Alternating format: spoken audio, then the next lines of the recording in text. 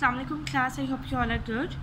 Okay class, today we are going to start our second essay, sports and games. पहले हमने जो first essay किया था वो था हमारा last day at school. I hope कि आपको वो अच्छी तरह याद हो गया और आपने उसको याद कर लिया. उसी तरह अब मैं आपको आपका नेक्स्ट essay जो है इसकी रीडिंग करूँगी, जो मुश्किल वर्ड्स होंगे ताकि वो आपको मुश्किल ना हो प्रोनाउंस करने में. Okay, let's start it. Sports are a microcosm of society. Sports and games are a part and parcel of education. They are as much a necessity as food or drink. Games and education must go hand in hand. Education without games is incomplete.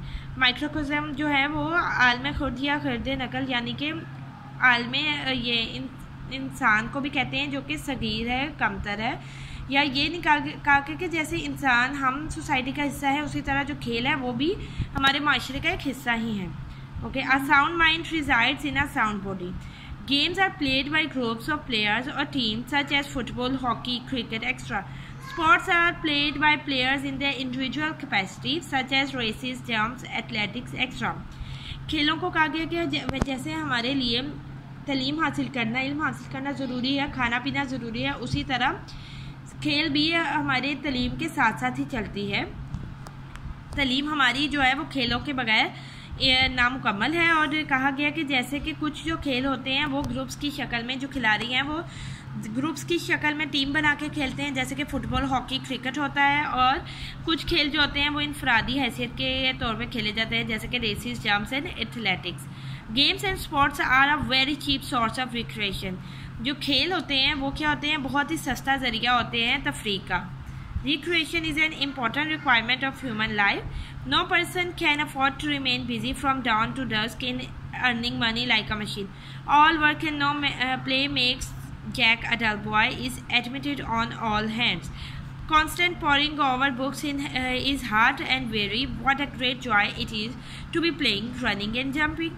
Games give us the joy of intelligent and energetic action. They keep us physically fit and mentally alert. Hippocrates says sports is a preserve of health. यहाँ कहा गया है कि जो खेल होते हैं वो एक तो वो तफरीह का बहुत सस्ता सा ज़रिया होता है, और इसकी जो तफरीह की हमारी इंसानी ज़िंदगी में बहुत अहमियत है, बहुत ज़रूरत है. कोई भी इंसान, चाहे वो स्कूल जाने वाला हो या बुक्स में कह लो कि किताबें पढ़ने वाला हो या पैसे कमाने वाला इंसान है, कोई मशीन की तरह सारा दिन सुबह से शाम तक ना पैसे कमा सकता है, ना कोई मुसलसल अपनी किताबों का मुतालिया कर सकता है. हर एक को थोड़ी सी तफरीह की ज़रूरत होती है. जो सारा दिन का काम है वो इंसान को क्या कर देता है, एक डल बना देता है, सुस्त इंसान बना देता है. तो इसलिए हमारी फिज़िकली, जिस्मानी और हमारे जहनी सुकून के लिए या अलर्ट रहने के लिए खेल बहुत ज़रूरी है.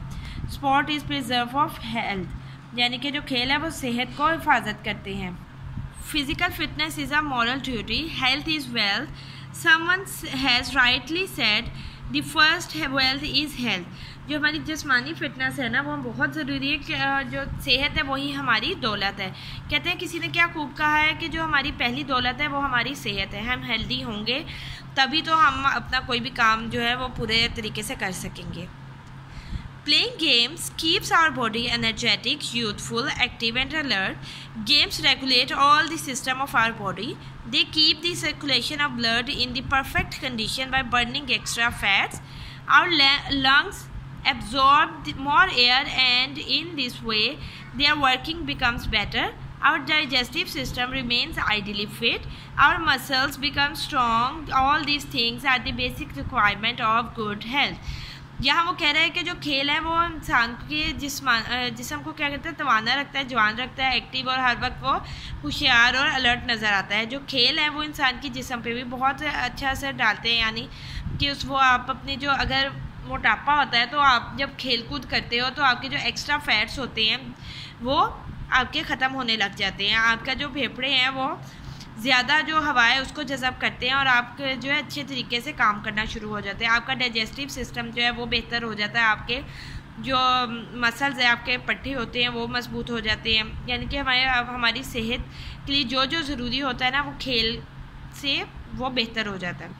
Games inculcate in us true sportsman spirit.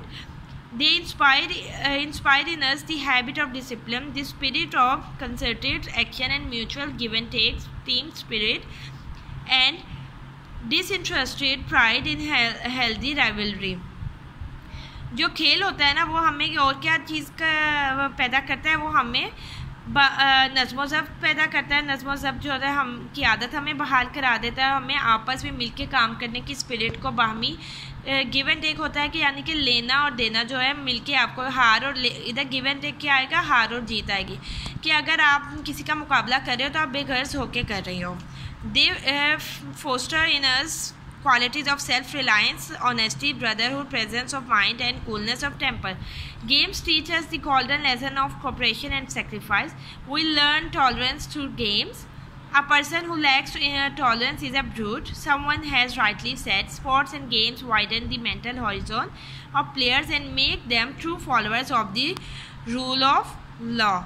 जो खेल होते हैं वो हमें और क्या चीज़ पैदा करते हैं, हमें खुद इन्हिसारी यानी हम अपने आप पे इन्हिसार करने लग जाते हैं। ईमानदारी, भाईचारा और हमारे जहन जो है वो हाजिर रहता है और जो हमें बर्दाश्त पैदा हो जाती है, क्योंकि टॉलरेंस जो बुर्दबारी है वो बहुत ज़रूरी है। अगर आप में ये चीज़ नहीं रहेगी, बुर्दबारी या बर्दाश्त नहीं रहेगा तो आप वहशी हो जाते हो। Sports and games teachers do not exult in joy and feel depressed in sorrow, accept the buffets and reward of fortune with equal thanks.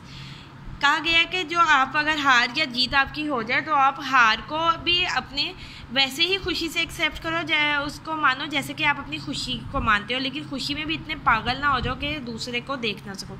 They infuse in us a spirit not to hit our adversary below the belt and not to take a mean or undue advantage of our rival. They are a healthy outlet of our superabundant energy. They provide amusement and recreation and engender cheerfulness of outlook and buoyancy of spirit. Play is the only way the highest intelligence of humankind can unfold. Overindulgence in games is positively harmful. ज़्यादा भी अगर हम खेल में ज़्यादा भी शामिल हो जाए तो ये भी ख़तरनाक हो जाता है। All play and no work makes Jack a mere toy. सारा दिन खेलना और काम ना करना इंसान को एक खिलौने की तरह बना देता है जिसका कोई फ़ायदा नहीं। Games at the cost of studies are ruinous. खेल जो है अगर आप पढ़ाई की जगह खेल कर रहे हो ना, क्योंकि दोनों को बराबर रखना पड़ता है, लेकिन अगर पढ़ाई की जगह आप सिर्फ खेल ही करी जा रहे हो ये भी आपके लिए नुकसानदेह है। Games are good but they are well regulated and played within a reasonable limit. Over exercise damage our physical and mental system and consequently impairs our health and shorten our life. To conclude, games within limits have many advantages. They make us healthy and strong. They help us grow into healthy and upright citizens. They promote international understanding and world peace. They create in us the valuable qualities of cooperation, tolerance, sacrifice, mutual respect, and sympathy. That is why Howard Cosell says, sports are human life is in microcosm. Sports are human life in microcosm. So, for the welfare of the individual as well as for the society, sports and games are necessary. ठीक है, ये हमारा ऐसे complete हो गया, इसे आपने अच्छी तरह याद कर लेना। थैंक यू, अल्लाह हाफ़िज़।